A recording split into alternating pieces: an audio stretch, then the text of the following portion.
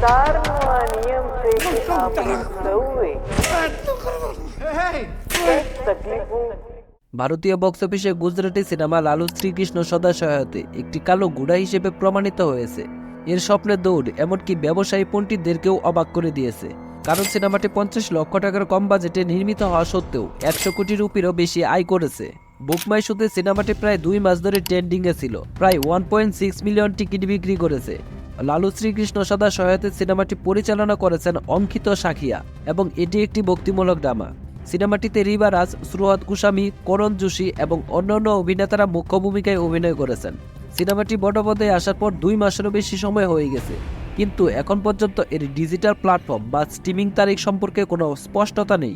এই sleeper hit সম্পর্কে যারা জানতে পেরেছেন তারা এর ওটিটি মুক্তি তারিখের জন্য অধীর আগ্রহে অপেক্ষা করছেন। প্রথম দিকে লালু শ্রীকৃষ্ণ সদা সহায়তে বক্স অফিসে লড়াই করতে ব্যর্থ হয়েছিল, কিন্তু পরে টিকিট বিক্রিতে ব্যাপক ঊর্ধ্বমুখী প্রবণতা দেখা যায়। সিনেমাটি মুখের কথার ওপর ভর করে এবং সর্বকালের সর্বোচ্চ আয়কারী গুজরাটি সিনেমা হিসেবে আবির্ভূত হয়। যেহেতু সিনেমাটি সোনালী রাজহাঁস হিসেবে প্রমাণিত হয়েছে, তাই এটা স্পষ্ট যে নির্মাতারা এর ওটিটি সত্যের জন্য দৃঢ় অফার পেতে পারেন এবং তাদের এটি অন্যান্য ভাষাতেও মুক্তি দেওয়ার চেষ্টা করা উচিত, যাতে আরও বেশি দর্শকদের কাছে পৌঁছানো যায়।